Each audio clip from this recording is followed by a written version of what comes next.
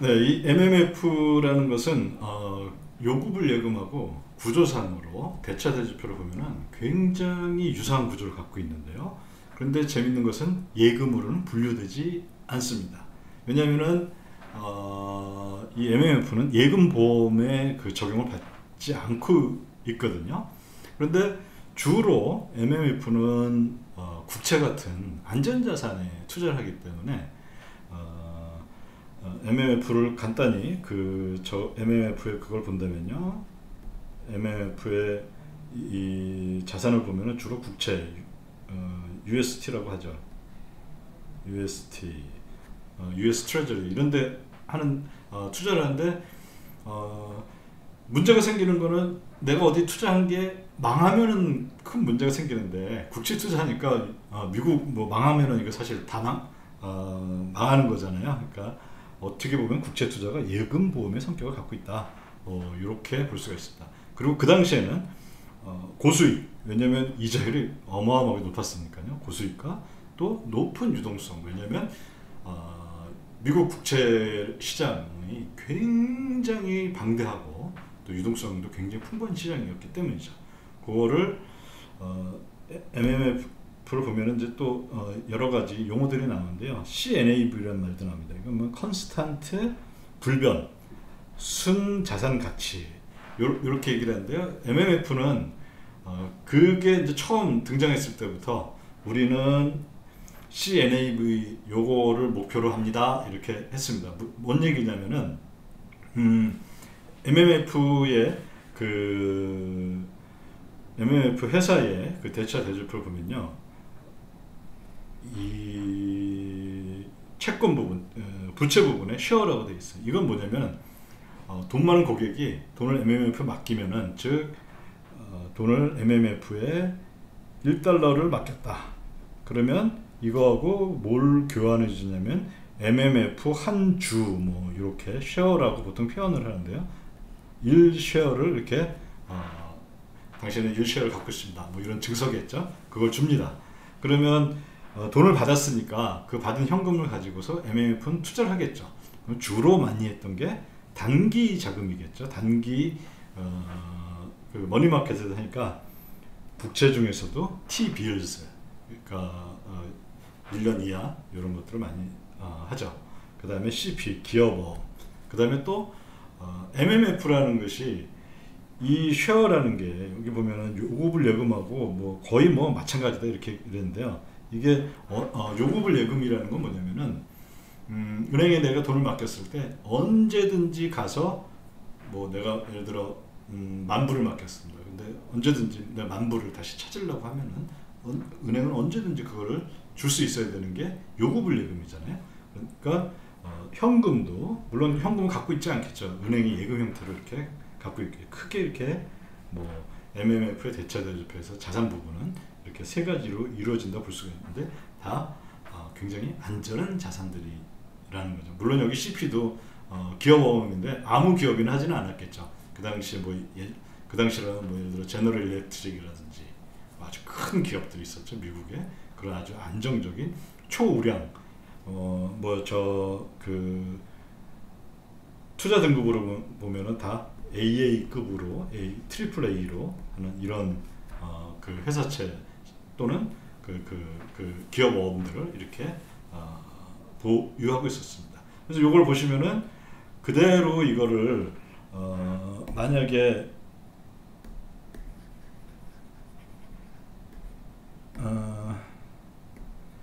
쉐어를 없애고 여기 예금 이렇게 해주면은 은행의 보통 예금하고 거의 뭐 동일한 구조를 가져요. 단 중요한 거는 은행의 그 보통 예금, 요구불 예금은 저기 있었죠. 저 뭐냐, 그 예금보험에 가입이 됐는데 예금보험이 지금은 25만 불로 이 상한이 있기 때문에 MMF에 맡기는 사람들은 또 뭐 100만 불, 뭐 1000만 불 이런 사람들이 맡기거든요. 또는 회사에서 올해 수익이 잘 났는데 이 수익을 내가 지금 당장 쓸 게 아니라 예를 들어 뭐 3개월 후에 1개월 후에 쓸 일이 있다. 1개월 후에 뭐 월급을 줘야 된다 그러는데 그 사이에는 돈이 잠기게 그 돈이 이제 놀리게 되잖아요. 그러면 그런 돈들을 이런 데다 이렇게 투자를 하는 거죠. 근데 이게 회사의 입장에서는 더 은행의 보통 예금보다 이자율도 좋고, 그 다음에 그 예금 보험에 명시적으로 가입은 안 되어 있지만은 국채라는 데 투자를 하기 때문에 굉장히 안정적인 데 투자를 하기 때문에 사실상 그 보험의 성격도 가지고 있고 하니까 안정성과 수익성을 동시에 충족시켜주는 굉장히 좋은 투자 상품이었던 겁니다. 그래서 이거를 저는 요 앞에도 얘기하다시피 70년대 80년대 금융시장 최고의 혁신이라고 이렇게 표현을 합니다. 물론 다른 사람 많은 사람들도 이 MMF 시장에 이제 굉장히 관심을 갖고 계신 분들도 전문가들도 그런 식으로 많이 표현하는 것을 볼 수가 있습니다. 요즘에 말하는 어떻게 보면 뭐 핀테크니 뭐 이런 것들도 굉장히 큰 혁신이잖아요. 예를 들어 알리바바 같은 경우에 또는 텐센트 같은 경우에 예전에는 은행 가서 입출금 업무를 보려고 그러면은 중국 같은 경우 우리나라도 마찬가지였죠. 굉장히 번호표 받고 시간 많이 기다렸어야 되는데 이걸 인터넷으로 함으로써 굳이 은행 안 가도 되고 얼마나 시간과 비용이 절약이 됩니까? 안전하고. 그래서 이런 것들을 뭐 통틀어서 하나의 금융 혁신이라 본다면은 70년대 80년대 이제 제가 봤을 때 미국 시장에서 미국 금융 시장에서 최고의 혁신은 이 아마 MMF의 등장이 아닐까 할 정도로 이렇게 굉장히 큰 역할을 하고 해왔습니다. 지금도 그렇고요. 그러면 이제 약간 잠시 샛길로 나가자면 MMF하고 테더하고 한번 비교를 해봤어요. 이거 테더라는 거는 저거죠. 코인이잖아요. 지금 요즘 말하는 뭐 비트코인 같은 코인인데 테더는 굉장히 현재 말하는 그 디지털 화폐, 디지털 뭐 자산, 가상 암호화폐 뭐 이런 것 중에서도 굉장히 독특한 위치를 차지하는데요. 테더의 목적은 뭐냐면은 누가 1달러를 갖고 오면은 1테더로 바꿔줍니다. 이렇게 딱 교환을 1달러에 1테더 이렇게 바꿔주는데요. 테더의 목적은 뭐냐면 1테더가 1달러가 딱 되게 유지하는 게 이게 제일 큰 목적이에요. 비트코인 같은 경우에는 또는 다른 코인은 가치가 올라가는 게 중요했었는데요. 여기서 이 테더는 뭐냐면 가치를 딱 안정시켜주는 게 제일 중요한 겁니다. 제가 한번 그 테더에 관련된 비트코인에 관련된 얘기도 한번 했었는데요. 그런 영상도 있었는데 여기 보시면 이게 테더의 가치예요. 이게 올해부터 지금까지의 이 테더의 가치인데요. 대략 4월 중에 굉장히 이렇게 딱 튀는 거 볼 수가 있죠. 근데 이때가 얼마냐면 제일 높았을 때가 1테더에 1.02달러였어요. 2% 정도 상승합니다. 테더는 상승하는 것도 싫어합니다. 왜냐하면 새로운 사람들이 테더는 많은 사람들이 달러를 1테더로 교환을 하는 게 목적이지. 그러면 만약에 테더가 올라갔다 그러면은 무슨 일이 생깁니까? 별로 교환 안 하려고 그러겠죠. 왜냐면 테더는 지상 과제는 뭐냐면 1테더에 1달러를 유지합니다. 이거 뭐랑 굉장히 비슷해요? 예. 1달러를 유지하는 머니마켓의 CNAV 정책하고 불변 자산 가치 요거랑 굉장히 비슷하죠. 그러면 이것만 비슷하냐? 테더하고 MMF의 대처 대조표를 보면요. MMF 대처 대조표는 우리가 봤었죠. 1달러를 갖고 오면은 1쉐어를 준다. 그래서 부채 부분은 쉐어가 있고요.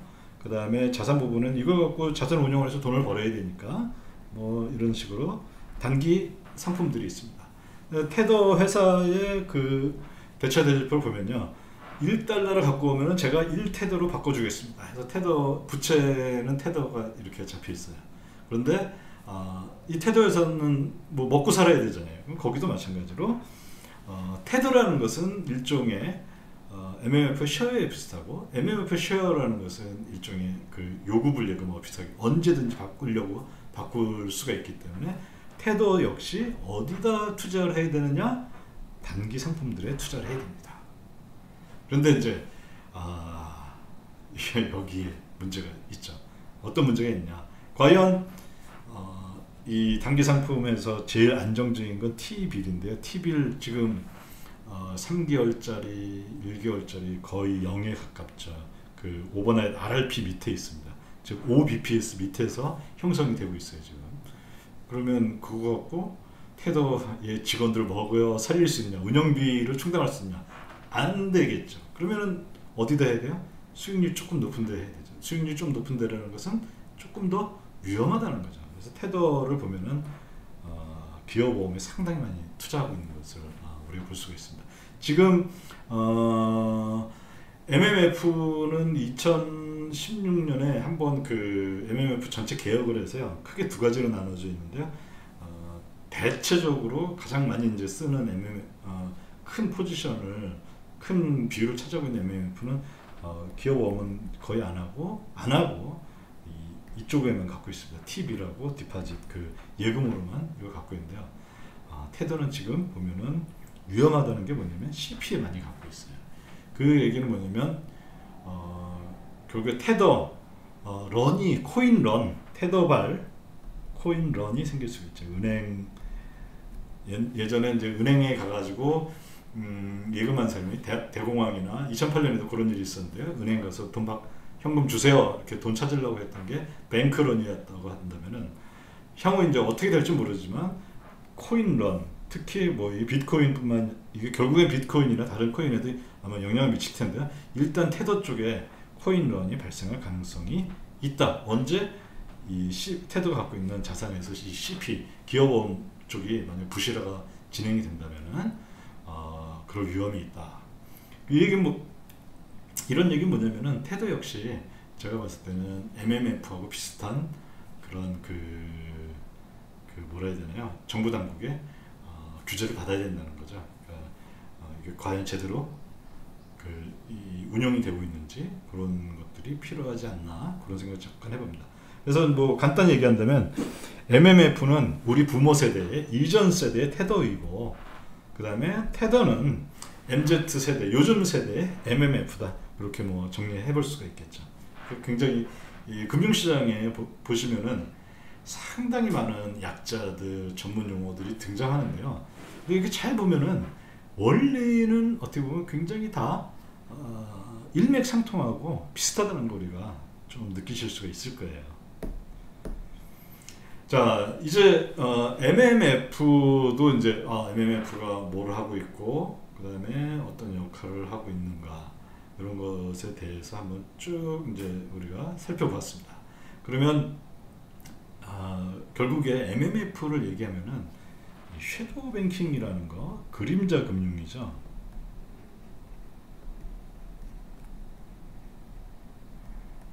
그림자 금융, 섀도우 뱅킹에 대한 얘기를 안 할 수가 없어요. 이게 굉장히 또 중요하고 2008년 GFC Great Financial Crisis 그 대금융위기 이거를 설명하는 데 있어서 섀도우 뱅킹이 빠질 수가 없죠. 근데 이 모든 게 촉발이 된 건 바로 이 MMF에서 촉발이 됐습니다. 이제 주로 또 MMF가 주로 이 거래하는 시장이 레포 시장인데요. 레포 시장에서 촉발이 됐었는데 그 대표적인 어떻게 보면 방아쇠를 당겼다? 뭐 그렇게 표현할 수도 있고요. 그게 이제 MMF였는데요. 먼저 이 섀도우 뱅킹이라는 거 말이 좀 그림자 하니까 뭔가 음산하고 음습하고 뭔가 좀 불법적이고 이런 거가 느낌인데 전혀 그런 건 아니고요. 완벽하게 합법적인 그 당시로서는 지금은 또 규제들이 새로운 규제들이 그러니까 그 금융위기 이후에 새로운 규제들이 있어서 그 당시와는 똑같지는 않지만은 적어도 그 당시에는 완벽하게 합법적이었었고요. 전혀 뭐 어떤 뭐 다크의 분위기는 아니었습니다. 그렇지만 이제 금융 뭐 섀도우 뱅킹이란 말이 유행을 했으니까 좀 이게 주는 어감이 조금 다르긴 한데요. 어쨌든 섀도우 뱅킹을 이해하기 위해서는 우리는 전통적인 은행이 어떻게 그동안 이 작동을 해왔는지 요거를 먼저 볼 필요가 있습니다. 그러면 전통적인 은행하고 섀도우 뱅킹, 그림자 금융하고 그림자 은행하고 어떻게 차이가 나는지 그걸 이제 쉽게 볼 수가 있으니까요. 자, 먼저 우리가 은행하면은 딱 떠오르는 게 뭐냐면 돈이 남는 사람, 돈이 필요한 사람을 연결해 주는 어떤 중개기관으로서 은행. 이거 아주 이제 우리 머릿속에 심상 딱 떠오르는 그런 생각이죠. 네, 그하고 매우 그게 틀린 얘기는 아니고요. 굉장히 이제 현실을 잘 설명해 주고 있는데요. 가운데 은행이 있고, 최종 대부자는 돈이 있는 사람이겠죠. 최종 수요자는 돈이 필요한 사람이겠죠. 여기 나와 있는 대차 대조표는 은행을 통해서 대출이 일어나고 저쪽 이 모든 게 끝난 다음에 맨 마지막 상황입니다. 최종 수요자는 여기 실물 자산이라고 했는데요. 주택이라고 해도 좋아요. 아파트. 최종 수요자는 은행에서 돈을 빌려서 그걸로 아파트를 사고 그러겠죠. 그 다음에 최종 대부자는 은행에 예금을 하고, 그 다음에 은행은 그 돈을 이렇게 중개를 해주고 이런 거 우리가 생각할 수가 있겠죠. 그래서 결국에 최종 수요자는 자산의 실물 자산 또는 주택이 이렇게 쓰여지게 되겠죠. 그 다음에 돈을 빌렸으니까 부채, 대출 이렇게 딱 바뀌겠죠. 이 대출은 누가 해줬어요? 은행이 해줬으니까 은행의 자산이 될 거고요. 은행은 대출해주는 자금원이 필요하겠죠. 그건 누구냐면 최종 대부자. 여기에서는 그 최종 대부자가 누구냐면 바로 아까 봤듯이 그 70년대 후에 돈을 많이 벌었던 큰 회사들, 또 돈을 많이 벌었던 개인들, 그 다음에 돈이 또 많이 쌓이는 데가 또 있었죠. 연기금들, 이런 데들이 최종 대부자 역할을 하겠죠. 그래서 최종 대부자는 예금을 자산으로 갖고 있고, 은행은 그걸 당연히 부채를 갖고 있겠죠. 이게 전통적인 우리가 생각해왔던 이제 은행의 역할입니다. 최종 대부자와 최종 수요자를 연결해주는. 그러면 그림자 금융, 섀도우 뱅킹이라는 것은 뭐냐? 네, 그거를 한번 이제 보시면은 사실 이 섀도우 뱅킹을 설명한 거는 뭐라 해야 되나요? 어마어마한 시간이 필요하고 상당히 좀 까다로운 부분인데요. 저 이거 한번 10분 내에 한번 끝내보도록 하겠습니다. 자, 아까하고 위에는 거의 똑같아요. 그러면 여기를 제가 이걸 섀도우 뱅킹이라고 하는데 그걸 밑에다 이렇게 좀 자세하게 이렇게 풀어놨습니다. 최종 수요자는 주택을 소유하고 그 다음에 대출을 받았고, 섀도우 뱅크를 이제 전체 은행처럼 하나로 이제 본 거고요. 그 다음에 최종 대부자에 누가 있냐면은 이게 바로 누구냐면은 이제 그 돈이 많은 사람들이죠. 예, 돈이 많은 사람인데 여기 보면 1달러 NAB, 그러니까 이게 정확히 말하면 1달러 CNAB, 즉 이 사람들은 어디에 투자를 했느냐? 머니마켓 펀드 MMF에 투자한 사람들입니다. 그렇게 이제 할 수가 있고요. 그 다음에 섀도우 뱅크를 당연히 대출, 그 다음에 요거 NAB, 1달러 NAB 이렇게 갖고 있겠죠. 근데 이거를 좀 더 풀어서 쓰면요, 은행이 하는 역할은 뭐냐? 우리가 생각해 볼 수 있죠. 은행은 예를 들어 내가 은행에 가서 국민은행에 가서 저 이번에 아파트 사니까 요즘 이제 아파트 값이 많이 비싸니까요. 4억 좀 대출해 주세요. 하면 이제 집문서 이런 거 들고 가겠죠. 그러면 은행이 이제 딱 심사하고 4억을 대출해 줍니다. 그러면 은행이 이 대출을 해주는 순간 은행이 하는 그 기능은 뭐냐면요,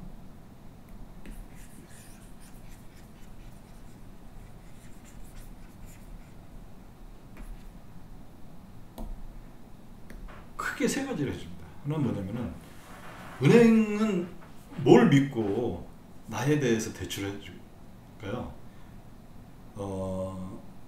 양이사의 금융가 유튜브 영상을 믿고 대출해 주는 건 아니고 당연히 그 집에 담보 가치를 보고 해주겠죠. 그러면 은행이 하는 일은 뭐냐면 어떤 신용이 없었던 사람에서 그 신용을 전환을 해주는 역할을 해줍니다.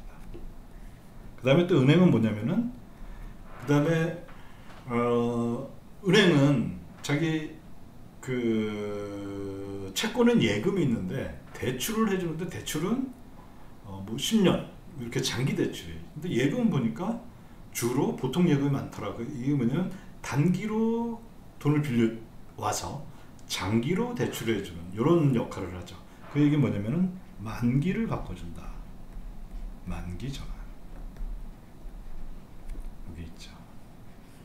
그 다음에 요까지만 하면 끝이냐? 아니죠. 만기 전환인데 만기를 전환했다고 해서 끝이 아니라 요게 유동성이 있어야 돼요. 이게 유동성이 없다는 얘기는 뭐냐면은 내가 만원짜리를 들고 있는데 만원짜리 어떤 뭐 채권을 들고 있다고 보죠. 그런데 유동성이 없으니까 이걸 처분할 때 9,000원에 팔아야 되거나 이런 일이 생기면 안 되겠죠. 만원짜리인데 처분하면은 뭐 9,990원 뭐 이 정도는 뭐 얼마든지 오케이 할 수 있는 상황이죠. 그러니까 그런 식으로 유동성이 풍부하게 만들어줘야 되는데 이게 바로 또 유동성 전환. 이전에 전통적인 은행의 역할에서는 이 세 가지를 은행이 다 했어요. 이게 이제 전통적인 은행의 역할입니다.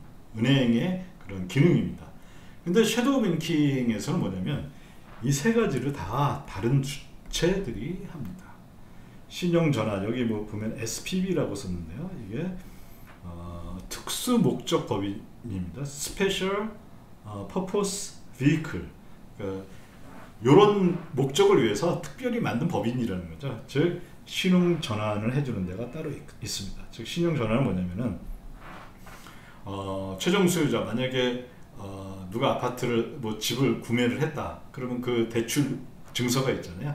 그 대출 증서를 한 SPV가 SPV 뭐 1이라 그러죠. SPV 1이 그 대출 증서들을 내 것만 하는 것들이 아니라 여러 사람 걸 모읍니다. 그러면은 내 것만 했을 때는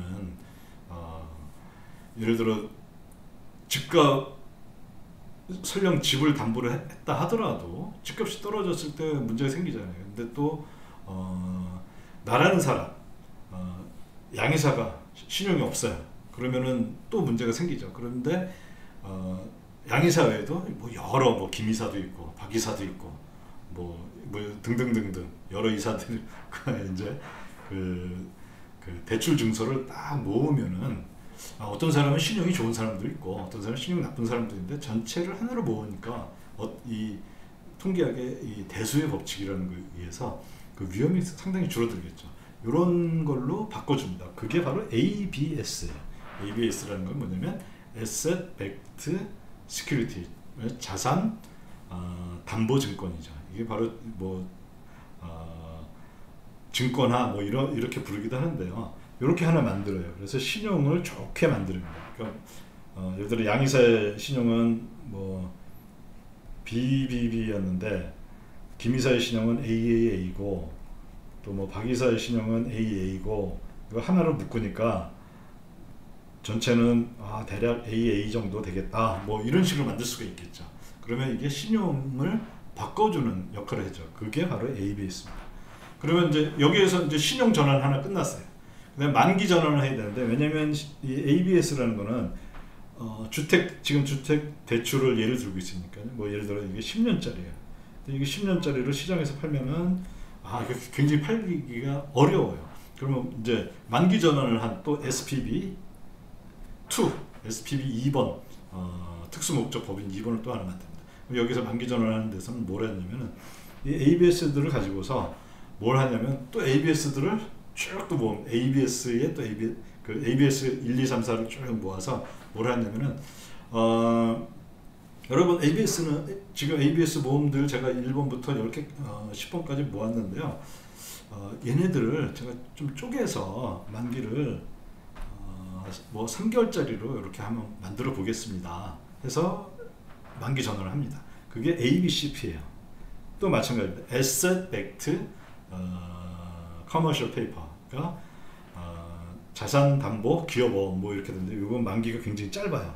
이거는 뭐 예를 들어 1개월도 있고 뭐 1주짜리도 있고 이런 식으로 만듭니다. 자, 그럼 만기 전환했습니다. 만기 전환까지 됐으면은 그 다음에 이제 마지막에 해야 될 건 뭐냐면 이게 시장에서 잘 팔려야 돼요. 유동성이 충분해져야 돼요. 그러면 그 유동성을 원하는 데서 이걸 인수해 주면 되겠죠. 그게 바로 여기에서 드디어 MMF가 등장합니다. 이 MMF는 어떻게 했냐면은 이게 부채죠. NAB가 1달러 NAB가 부채인데 이게 바로 그 쉐어라고 했던 그거였었죠.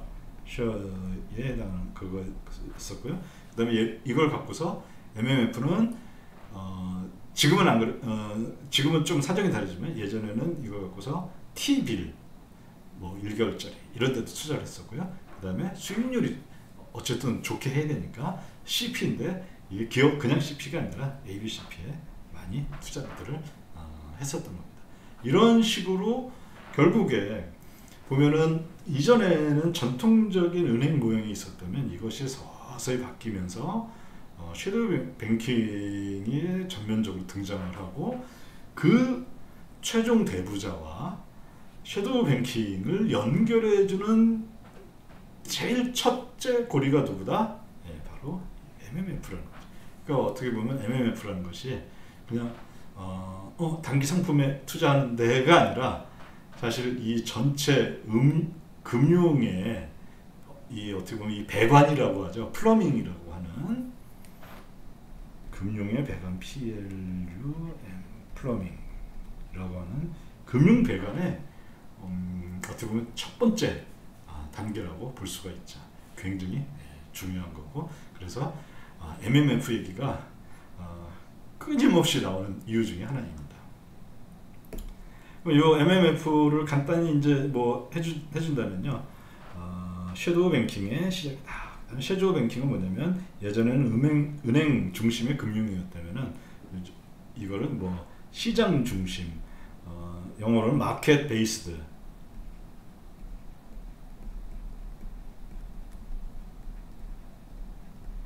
마켓 베이스드 뭐 파이낸스 이것으로 바뀌어가면서 이게 2000년대에 본격화하기 시작이 됐는데요. 굉장히 이제 커졌다가 금융위기에 급격하게 축소됐다가 지금 다시 또 서서히 또 그 규모가 커지고 있는 상태입니다. 그 다음에 이 MMF가 또 중요한 거는 뭐냐면은 우리가 오버나잇 RRP에 뭐 참여자의 제가 볼 때는 99% 되는 것 같아요. 그게 다 MMF인데요. 이게 이제 금융위기가 생기자 페드가 페드 역사상 처음으로 연준 역사상 처음으로 비은행 금융기관이 연준에 페드의 계좌 개설을 하게 된 이런 케이스입니다. 그래서 아주 굉장히 페드 역할을 좀 더 뭐 확장한다고 할까요? 그런 의미에서 굉장히 큰 의미를 갖고 있죠. 그 이전에 페드는 예금은행만 상대를 했었으니까요. 자, 그 다음에 그래서 페드는 어떻게 보면은 이 MMF하고는 굉장히 애증 관계에 있어요. 요거 요 글은 어디 제가 이제 밑에 URL을 해놨는데요. 이게 이제 트랜스크립트라 해서 이게 원고죠. 그러니까 뭐냐면은 페드 그 FOMC 회의를 하는데 한 5년 전 거는 정말 토시 하나 그대로 다 거기서 회의한 내용이 있는데 거기서 2011년까지만 하더라도 제가 볼 때는 연주 내노라 하는 연준도 MMF나 이런 단기 금융시장, 레포 시장 이런 또 유로 달러 시장의 중요성이나 이런 것들의 의미에 대해서 명확하게 파악을 못했던 것 같아요. 그래서 실제 거기에서 버냉키가 어떤 말을 하냐면요, 이런 말을 남깁니다. Finally, 드디어 마지막으로 Just a word about money market mutual fund. 마지막으로 이 MMF에 대해서 한마디 할게요. 그러면서 뭐라고 얘기를 하냐면 They should not exist. MMF는 존재해서는 안 되는 그런 상품입니다. Unfortunately, they do. 그런데 불행히도 걔네들이 존재하고 있어요. 걔네들이 버젓이 살아 있습니다. If they exist, they should be regulated. 만약에 그들이 존재한다면은 반드시 규제를 받아야 할 것입니다. 그런데 불행히도 unfortunately, they are not adequately regulated. 적절하게 규제되고 있지 않습니다. 이게 뭐냐면 버냉키가 2008년에 이제 금융위기가 시작이 되고 어마어마하게 바쁜 나날들을 지내면서 했는데 이게 툭 하면은 머니마켓 레포 시장, 이 레포 시장에서 그 이자율이 급등락하고 있는데 그 자세히 들여다보니까 거기에 이제 제일 말 좀 잘 들어야 되는데 말을 안 듣는 놈들이 누군가 하고 보니까 이게 바로 MMF였던 거죠. 머니마켓 펀드라는 놈. 이거 보니까 대차대표를 딱 보니 이거는 뭐 하는 게 은행에 보통 예금하고 거의 똑같은데 규제는 안 받고 있고 지 마음대로 하고 이자율 내가 페드가 이 단기 이자를 딱 안정시키려고 하는데 꼭 사고 나는 데가 이 레포 시장이고 그 알고 들여다보면은 이놈들이 그 MMF가 돈 요즘 위험한 것 같아 돈 회수하니까 레포 시장에서 금리 급등하고 이런 일들이 있으니까 페드가 그 회의석상에서 이런 얘기를 할 정도니 굉장히 좀 애증이 이때는 증오했지만 요즘은 이제 페드도 이제 그런 거가 당연히 이제 뭐 다 알겠죠. 근데 2011년 10년 전까지만 하더라도 그 내노라는 버냉키나 페드에 여기 뭐 많은 사람들도 있었겠죠. 그 수많은 그 지역 연준의 의장들도 어떻게 보면은 이 단기 시장 머니마켓 특히 거기에 중요한 플레이어인 이것에 대한 이해도가 상당히 떨어졌던 것 같은 그런 느낌을 주는 이런 발언이 아니었나 이렇게 생각합니다. 네, 이렇게 해서 머니마켓 펀드 MMF에 대한 것들을 간단히 주마간산식으로 훑어봤는데요. 굉장히 중요한 역할을 하고 있고 중앙은행이 통화정책을 하는 굉장히 첫 번째 통로이고 또 현대금융에 있어서 예전에 은행 중심의 이런 금융이 아닌 지금 섀도우 뱅킹 중심의 금융 이 체제에서는 또 마찬가지로 제일 첫 번째 출발점이다라는 거 꼭 기억해 주시기 바라고요. 그 다음에 이 섀도우 뱅킹이라는 게 말이 섀도우, 뭐 그림자 금융 이런 식으로 이름을 붙여서 그렇지 완전히 합법적이고 규제만 좀 다른 그런 분야에 있는 것이다 라는 거 꼭 기억해 두시기 바랍니다. 네, 이렇게 머니마켓 펀드에 대해서 간단히 알아보는 시간을 가져보았습니다. 여기까지 시청해 주셔서 대단히 감사합니다.